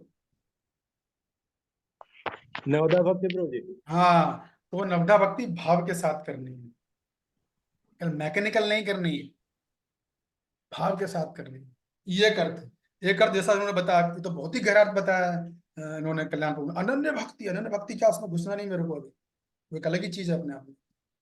तो कहने का मतलब है बाबा जी, तात्पर्य केवल ये कोट करने के लिए बोला है श्लोक, इसलिए कोट किया कि भैया हमारा भक्ति योग ऐसा नहीं है, इसमें तो आपके मन में कोई इच्छा नहीं तो भी भक्ति कर लो, संसार को भोगने की इच्छा है तो भी भक्ति कर लो, मोक्ष की इच्छा है, लिबरेशन में जाना है, ब्रह्मानंद जाना है तो भी भक्ति कर लो, लेकिन कैसे करो? तीव्र भक्ति योगेन, तीव्रता के साथ करो। किसकी करो? यजेता पुरुषों, जो परम पुरुष है भगवान श्री कृष्ण की भक्ति करो, तो आपको सब कुछ मिल जाएगा। ये बात है। अब बचा 12वां श्लोक, कांचता कर्मणाम सिद्धिम। चलो उसको मैं शॉर्ट में खत्म कर देता हूँ, फिर मैं क्वेश्चन आवर्स ले लूंगा। तो देखिए, अभी प्रश्न ये उठता है कि जब भगवान ये बोल रहे हैं कि अर्जुन तुमको, अरे क्या हो गया, जो जिस भाव से मेरा भजन करता है तो अल्टीमेटली मेरे जो जिसका जो भी भाव होता है वो अल्टीमेटली मेरा ही भजन करता है। तो कोई पूछ सकता है भगवान फिर देवी देवताओं की पूजा करने में क्या प्रॉब्लम है? भाई भजन तो आप ही का हो रहा है ना, आप ही तो बोल रहे हो ना मेरा अनुगमन कर रहा है, फिर मेरी देवी देवता की पूजा करने दो, क्या प्रॉब्लम है? वो कौन सा श्लोक है ना, आकाशापतितम तोयम यथा गच्छन्ति सागरा सर्वदेव नमस्कारा केशवा प्रति गच्छति। जिस प्रकार आकाश से सारी नदियां पानी गिरता है, वो नदी बन के जाता तो सागर में ही है, उसी प्रकार किसी भी देवी देवता की पूजा करो, प्रणाम तो केशवा को ही जाना है, केशवा प्रति गच्छति। तो फिर देवी देवता की पूजा करने में क्या प्रॉब्लम है? क्या उत्तर है आप लोगों का, क्या बोलोगे? प्रकाश प्रभु जी कुछ प्रकाश डालोगे आप? जब भगवान ये बोल रहे हैं कि मम वर्तमान वर्तन्ते, मेरे ही अनुगमन करते हैं, तो भाई फिर देवी देवताओं की पूजा करने में क्या प्रॉब्लम है? अनुगमन तो हम आपका ही कर रहे हैं। क्या कहना चाहोगे प्रेम प्रकाश प्रभु, कुछ बोलना चाहोगे?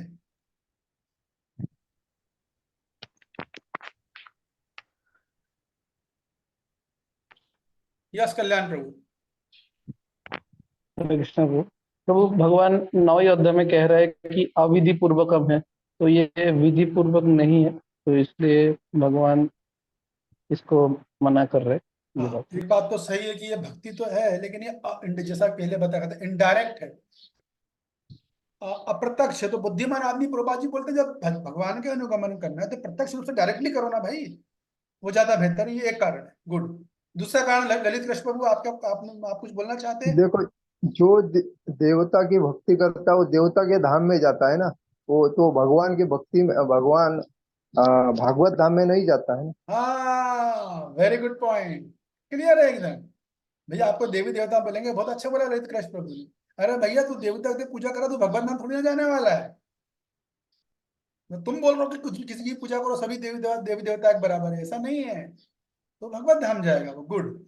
लेकिन यहाँ पे श्लोक में भगवान बोलेंगे कांचता कर्मणाम सिद्धिं जयंती ही देवता क्षिप्रम ही मानुषम लोके सिद्धि भगवती कर्मजा। भगवान दूसरा कारण बताएंगे, वो क्या कारण है वो हम अभी देखेंगे। ललित कृष्ण प्रभु पढ़िए, आप अनुवाद पढ़िए।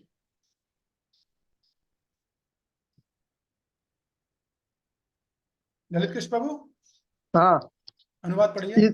इस संसार में मनुष्य सकाम कर्मों में सिद्धि चाहते हैं, फलस्वरूप वे देवताओं की पूजा करते हैं। निसंदेह इस संसार में मनुष्य को सकाम कर्म का फल शीघ्र प्राप्त होता है। हाँ, तो देखिए प्रश्न ये उठ रहा है कि भैया कि अगर हम भगवान के मान का अनुगमन कर रहे हैं तो देव देवता की पूजा करने में क्या प्रॉब्लम है, या फिर लोग बात देव देवताओं के पास क्यों जाते हैं? दूसरा प्रश्न। तो भगवान बोल रहे हैं कि देखो एक अंतर है। पहला अंतर तो ये कि देवी देवता अपने फल तुरंत दे देते हैं और मैं तुरंत नहीं देता। मैं तुरंत नहीं दूं, मैं पहले साधक का शुद्धिकरण करता हूँ। फॉर एग्जाम्पल, मान लो कोई बच्चा है और वो वाइन शॉप जाए, वाइन शॉप है ना शराब की दुकान, वो 100 रुपये देगा और शराब की बोतल लेना चाहता है, तो उसने दुकानदार को 100 रुपये दिए। तो रसा सिंधु प्रभु आप बताओ, वो दुकानदार उस 5 साल के बच्चों को शराब की बोतल देगा कि नहीं देगा? नहीं देंगे, दुकानदार नहीं देगा, वाइन शॉप वाला नहीं देगा नहीं देगा। ये बच्चे बच्चे को क्यों दे देंगे? है? For children they cannot give for the children. Okay, okay. This rule in South India, but here in North India, you are right in one sense. You are right in one sense. But North India is not like that. यहाँ पर क्या होगा कि वो जो दुकानदार है वो ये नहीं दिखाएगा बच्चा है छोटा, ये शराब पिएगा, इसको शरीर को नुकसान होगा, तरह तरह की बीमारियां होंगी, वो ये नहीं दिखेगा। वो पैसे से मतलब है, उसको ले जा भैया। लेकिन अगर वो बच्चा पापा के पास जाएगा, पापा बोला पापा मुझे 100 रुपये दो, क्यों चाहिए बेटा? मुझे शराब की बोतल चाहिए। पापा क्या देंगे? बढ़िया सनसनाता लाफा मार देंगे, है ना? वो अंतर भगवान और देवी देवताओं में है। देवताओं के बजाय आप लोग जाओगे तो कोई अप्रोच करता है तो देवी देवता साधक के हित और अहित का ध्यान नहीं रखते हैं, क्योंकि उसमें वो विधि ही ऐसी है। आपने अनुष्ठान किया, अभी देवता को फल देना है, फाइनल है। जो विधि विधान आपने फॉलो करके अनुष्ठान किया तो आपको फल मिलेगा। भगवान का ऐसा नहीं है। भगवान विचार करेंगे मेरे से कार मांग रहा है, मगर मैं जानता हूं इसको कार दूंगा तो उसका एक्सीडेंट हो जाएगा, इसकी बीवी विधवा हो जाएगी, बच्चों को तकलीफ हो जाएगी, कौन पालन पोषण करेगा? नहीं दूंगा इसको, मैं बाद में दूंगा। ये अंतर है भगवान और देवी देवताओं में।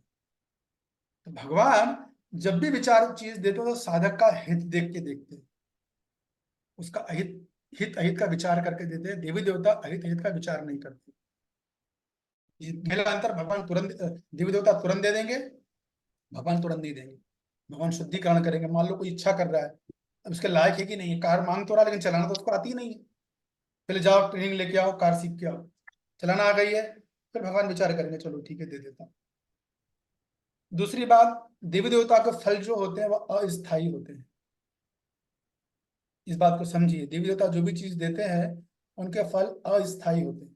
और एक अंदर की बात मैं बता दूंगा आपको कि देवी देवता कभी भी साधक को एक्स्ट्रा कुछ नहीं देते।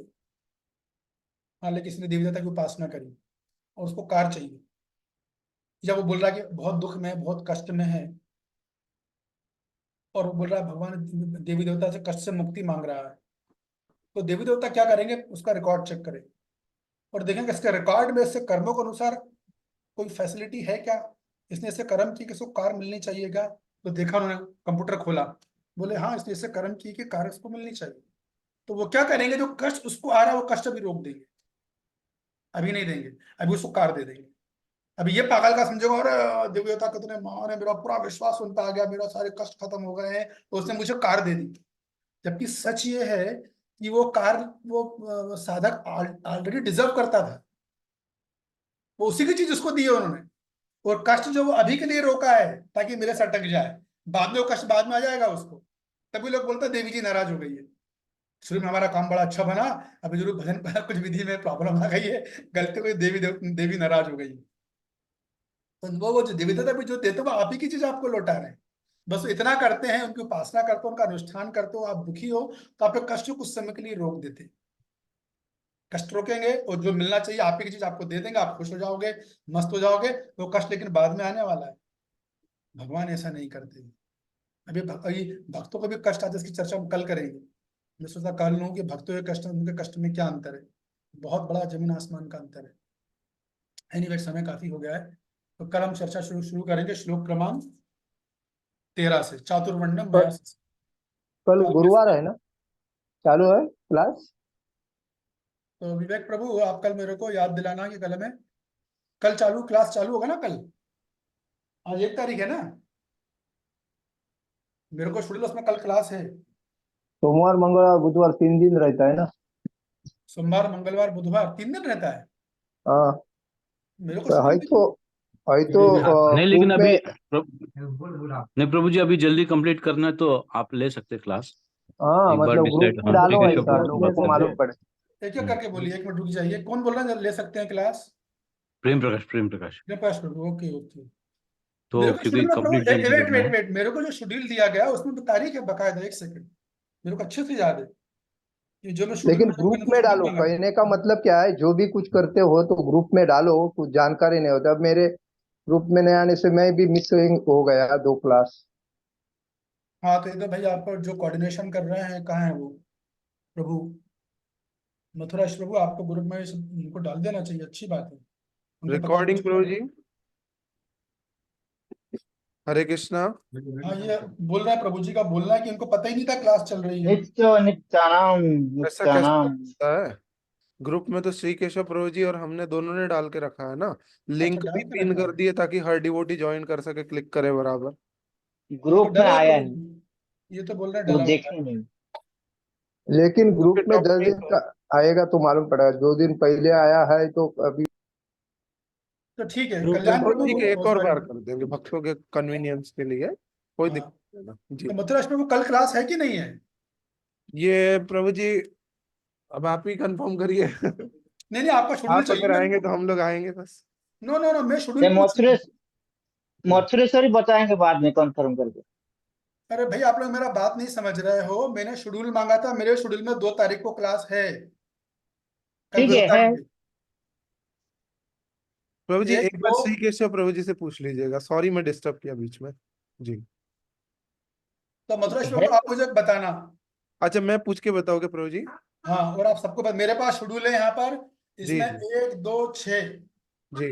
पूरी 1 2 6 7 8 9 13 14 15 16 20 21 ये डेट्स हैं मेरे पास। कल 2 तारीख है अगर, तो मेरे पास सेशन है।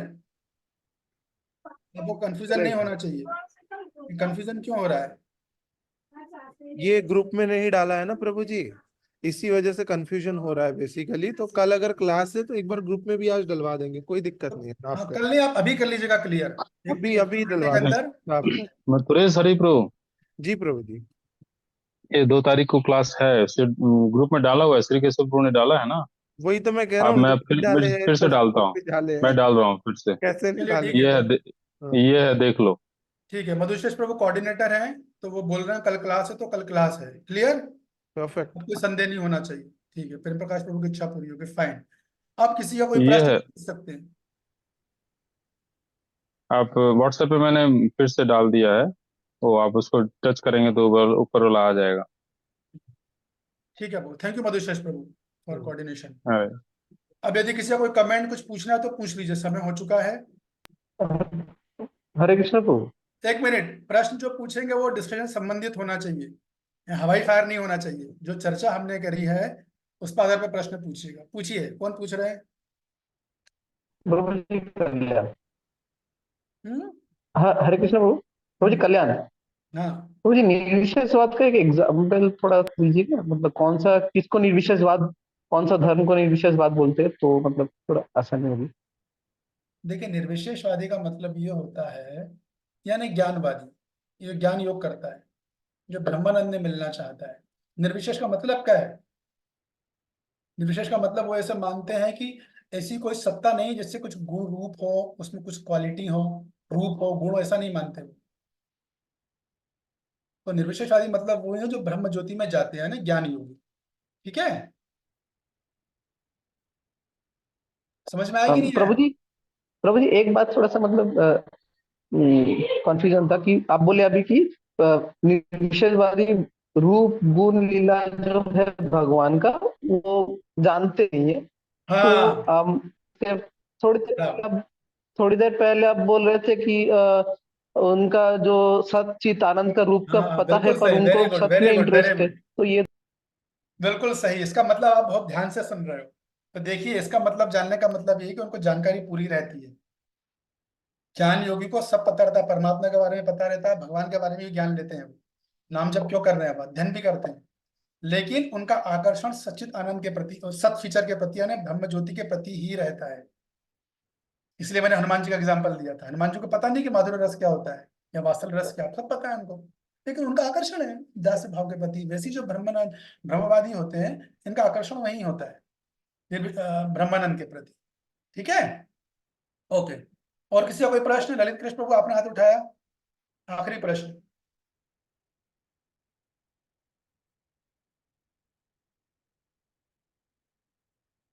Yes Rasachandra Prabhu, comment.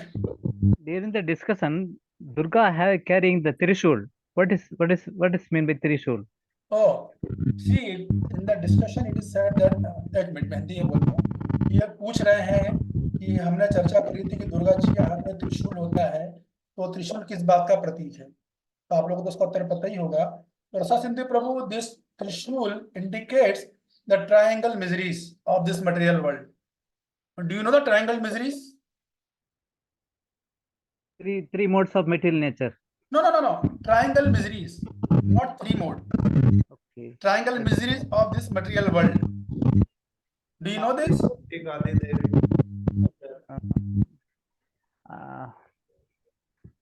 Okay, fine. So see, this is the analysis by the Vedas. Everyone in this material world is suffering. And if you ask him, they have 1,000 of reasons for their suffering. So many diseases, so many problems. But Vedas decides all the miseries within a 3 sections. It is called triangle miseries.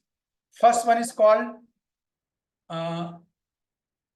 Adidevik. Adidevik means the misery that are given by the demigods, like heavy rain, or sometimes you found that there is no grain to eat, such things. So this is called Devikta. There is no English term to it because it is in Sanskrit. So misery is given by the demigods. That is first one. And second, misery comes by your own body. That is called Adhyatmikta. Misery that comes by your own body, like diseases. You know, there are many diseases, unlimited diseases are there these days. And third is misery given by other living entity. Like someone is coming and disturbing you, giving you a harsh words, or someone is trying to murder you or kill you, or the other living entity, like a dog comes and bite you, a monkey comes and bite you, mosquitoes, such things. So like that, there are triangle miseries, it is called. The first misery that comes by the demigod, second misery that comes from your own body, and third is misery that's given by the other living entities who are around you. So the Durga represents these 3 things. Is that clear now? Okay, thank you. ठीक है, कोई अपना कुछ comment करना चाहेगा? कैसा लगा आज की क्लास? पढ़ाने की शैली, पद्धति, कुछ गहराई में ज्ञान लेना पसंद आया कि नहीं आया? प्रभु जी ऐसा चल रहा ऊपर? हरे कृष्ण प्रभु जी। यस। अच्छा रहा क्लास आज का। कौन बोला? सचिनंदन प्रभु। हरे कृष्ण। क्या अच्छा लगा? तो दिव्यता क्या है, भगवान की दिव्यता, भक्ति और मार्ग अनेक प्रकार का होते हैं भी। जिस प्रकार जो भाव में करता है उसी प्रकार से भगवान उनको प्राप्ति होते हैं। इसका मतलब वो नहीं है जैसा कि समझावट है कि जिस डिग्री से आप जाओगे, जल्दी समझावट भक्तों की है। इस श्लोक का मतलब लोग क्या समझते हैं कि जिस डिग्री से मैंने शरण ग्रहण करी, उस डिग्री से मुझे जितनी मेरी डिग्री है, 30 डिग्री मैंने शरण ली, तो 30 डिग्री भगवान रक्षा करेंगे, उस डिग्री के हिसाब से फल देंगे, ऐसा नहीं है। वहाँ विधि से मतलब है, योगा लेडर से मतलब है, योगा सीढ़ी से। Very good, thank you. और कुछ नहीं तो फिर अगर आप लोगों को लग रहा है कि नहीं इतना ज्यादा गहराई में क्यों पढ़ा, अभी चलिए तो मैं ज्यादा गहराई में गया ही नहीं हूँ, वरना एक एक श्लोक में 2-2 घंटे लग जाएंगे मेरे। इस श्लोक में मैंने 2-3 घंटे लिए थे, इस 11वें श्लोक में। और 9वें जो श्लोक गया ना, दिव्य जन्म उसमें भी मैंने 2.5 घंटा लिया था। एक एक श्लोक में इतना समय लगता है गहराई से पूरा अध्ययन करें तो, लेकिन इतनी हमें आवश्यकता नहीं है, हमें तो थोड़ा बहुत ही चाहिए। क्योंकि ब्रह्मचारी लोगों तो कम से कम इतना तो पता हो, बाहर जाए तो हम कल घर के शेर नहीं बने रहे, बाहर भी जाए तो अच्छे से बात कर सके। भैया इस्कॉन के प्रभुपाद जी का फल हो ना, पढ़ के बैठे, ऐसे नहीं बैठे तिलक लगा के नहीं घूम रहे। इस दृष्टि से हमें पढ़ना भी चाहिए, अध्ययन से अच्छा अध्ययन करना चाहिए, क्योंकि अल्टीमेटली यही शास्त्र अध्ययन ही हमारे काम आने वाला है।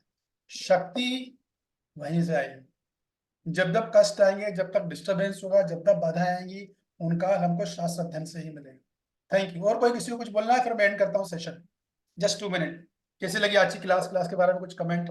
प्रेम प्रकाश प्रभु नहीं क्या चलेगा क्या? ओके, 7 टाइम हो गया। बलराम ईश्वर प्रभु, कल्याण प्रभु बोलिए। हरे कृष्ण प्रभु।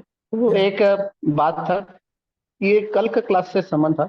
जैसे कल हम लोग ने चर्चा की कि राजर्षियों को भगवान ने ये ज्ञान दिए भगवत गीता का, ताकि उससे टॉप डाउन परंपरा में ये ज्ञान सारे लोगों में विकसित हो और मतलब सब लोग धर्म का ज्ञान कर पाए।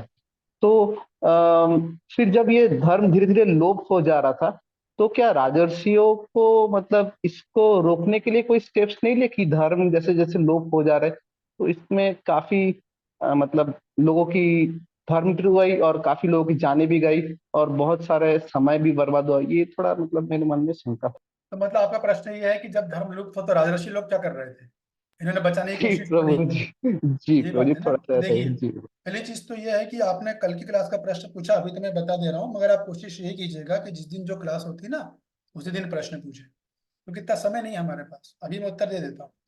तो उसका उत्तर ये है कि देखिए, राजर्षियों को बचाना भी होगा तो उनको भी एम्पावरमेंट चाहिए ना, शक्ति चाहिए कि नहीं चाहिए? हाँ या ना? हाँ, राजर्षियों को बचाना है तो उनको ये एम्पावरमेंट चाहिए, शक्ति चाहिए। शक्ति कौन देते हैं? भगवान। तो एक्चुअली जब जब भगवान उनको शक्ति देते हैं, राजर्षि को भगवान चुनते हैं, मैं किसका चुनाव करूं, वो धर्म की रक्षा स्थापित करना कर पाता है। सब राजर्षि नहीं कर पाए, हालांकि वो भी योग्य हैं, ऐसा नहीं कि योग्य नहीं है, सब योग्य हैं, लेकिन भगवान चुनाव करते हैं। जैसे कि उदाहरण के लिए कि हमारे परंपरा के आचार्य हैं, रूप गोस्वामी है, सनातन गोस्वामी है, भक्ति विनोद ठाकुर हैं, ये सबके सब महान शुद्ध भक्त हैं। तो क्या ये पूरे विश्व में प्रचार करने लायक नहीं थे क्या? बिल्कुल थे, पूरे क्वालिफाइड थे। और प्रभुपाद जी ने, चैतन्य महाप्रभु ने प्रभुपाद जी को चुना, क्यों? उनकी मर्जी, स्वराट। तो वो लोग कर सकते हैं अगर भगवान चुने, तो वही कर सकता है जो भगवान जिसको चुनते हैं। ठीक है, शक्ति चाहिए ना धर्म की स्थापना के लिए। कृष्ण शक्ति बिना नहीं तार प्रवर्तन, सुना आपने सीसी में श्लोक? कृष्ण शक्ति नहीं बिना, जब तक शक्ति नहीं मिलेगी कोई कुछ नहीं। दुनिया में आदमी कृष्ण की शक्ति पे ही काम कर रहा है, वो अच्छा कर रहा है बुरा कर रहा है। ठीक है, तो हम लोग कल मिलते हैं 3 बजे। आप लोगों को सर्वोदय, सॉरी 1 बजे। Thank you so much Prabhu ji. Hare आपका कृष्णा। ध्यानपूर्वक सुनने का बहुत बहुत धन्यवाद। Thank you very much. Hare Krishna. Hare Krishna. मतलब बाबू आप डिस्कनेक्ट कर दीजिएगा, मैं लीव करता हूँ।